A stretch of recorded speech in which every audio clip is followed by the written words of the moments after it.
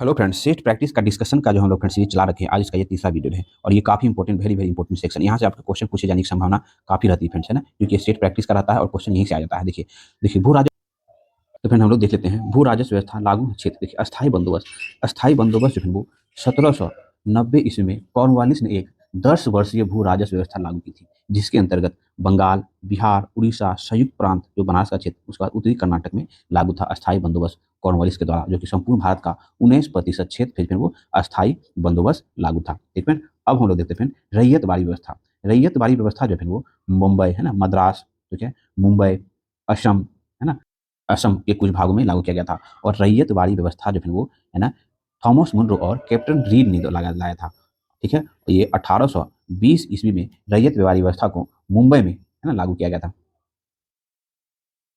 और क्वेश्चन कभी कभी पूछे कमेंट, है ना, 1792 में कैप्टन रीड के प्रयासों से रैयतवाड़ी व्यवस्था जो है सर्वप्रथम तमिलनाडु, है ना, मद्रास में जिले में लागू किया गया था। ठीक है, रीड के प्रयासों से। उसके बाद जो है 1820 ईस्वी में, है ना, रैयतवाड़ी व्यवस्था को मद्रास में लागू किया गया था। ठीक है, ये ध्यान रखेंगे। और संपूर्ण भारत का 51% क्षेत्र में रैयत वाली व्यवस्था लागू है। ठीक है, उसके बाद देखते हैं महाल वाली व्यवस्था। महाल वाली व्यवस्था जो है वो तो 1822 ईस्वी में हॉल्ट मैकेंजी द्वारा लाया गया था मध्य प्रांत और संयुक्त प्रांत में, और संपूर्ण भारत का 30% क्षेत्र में महाल वाली व्यवस्था लागू थी। फ्रेंड्स, ये क्वेश्चन यहाँ से बहुत संभावना रहता है पूछने का, आप लोग एक से दो बार रिकॉल कर लेंगे। अगला, लॉर्ड बेलेंजी द्वारा सहायक संधि को शुरुआत में की गई। सहायक संधि जो है स्वीकार करने वाले राज्य निम्नलिखित हैं। तो हैदराबाद जो है बेलेंजी की सहायक संधि 1798 ईस्वी में अपना लिया था। मैसूर जो है वो 1799 ईस्वी में। तंजौर जो है वो 1799 ईस्वी में।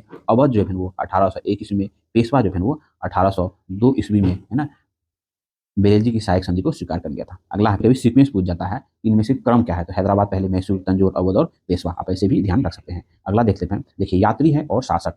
चलिए, सर थॉमस रो जो है वो जहांगीर के शासनकाल में भारत आया था।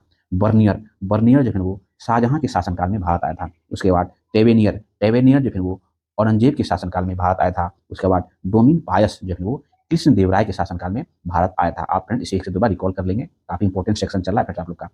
अगला देखते हैं द्वैता द्वैतवाद। द्वैता द्वैतवाद कौन है, तो फिर वल्लभाचार्य है वो द्वैता द्वैतवाद है।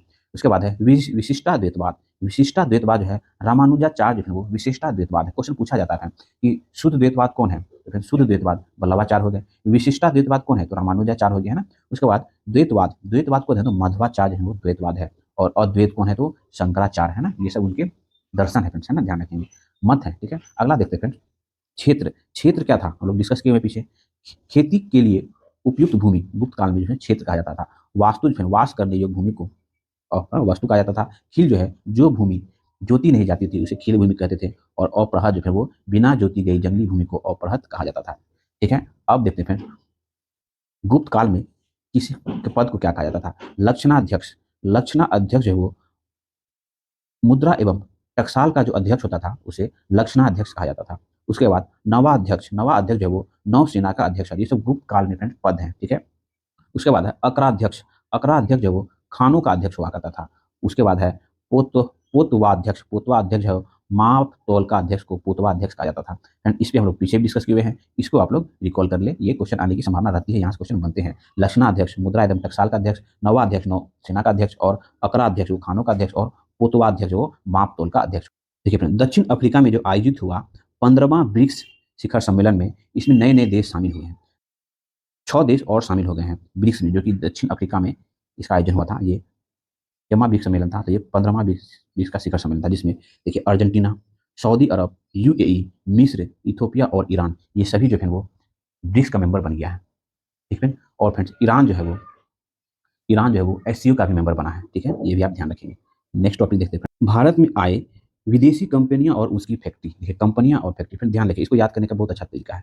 अंग्रेज और फ्रांसीसी जो है उसका फैक्ट्री जो पहला सूरत में है। ठीक है, पुर्तगाली जो फिर वो, है ना, डच, है ना, सर पुर्तगाली का फैक्ट्री कोची में है और डच का मुर्शिलीपट्टनम में। ठीक है, अंग्रेज और फ्रांस, ध्यान रखेंगे, सूरत और मुर्शिलीपट्टनम में उसकी फैक्ट्री थी। और उसके बाद डच का तो मुर्शिलीपट्टनम में है और पुर्तगाली का कोची में है। ठीक है, ये आप ध्यान रख लेंगे। अगला देखते हैं national waterway.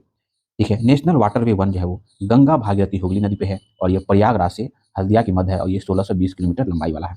National water to जो है वो ब्रह्मपुत्रा नदी पर है, सादिया से धुबरी तक के लिए है, वो 891 किलोमीटर लंबाई है। नेशनल वाटर थ्री जो है वो कोंडापुरम, है ना, कोटापुरम, कोल्लालम 205 किलोमीटर। फ्रेंड ये सीक्वेंस मिलाने के लिए, मिलान करने के लिए अक्सर ऐसा क्वेश्चन पूछा जाता है। नेशनल वाटरवे फॉर गंगा नदी, कृष्णा नदी और गोदावरी के मध्य है और ये 1095 किलोमीटर की लंबाई है। फ्रेंड आप जो ये सब ध्यान रखेंगे, कहाँ कहाँ से गुजरती है, कितना मीटर लंबा है, ठीक है। अगला देखते हैं फ्रेंड्स हम लोग, ये जो है कुछ शैवाल के नाम दिए हैं, उसके वास स्थान देखिए। प्रोटोडर्मा, प्रोटोडर्मा शैवाल नामक शैवाल जो कछुआ के पीठ में पाया जाता है। प्रोटोडर्मा शैवाल कछुआ के पीठ में। उसके बाद क्लेडोफोरा, क्लेडोफोरा जो है वो घोंगे के ऊपर होता है। क्लेडोफोरा शैवाल, ठीक है।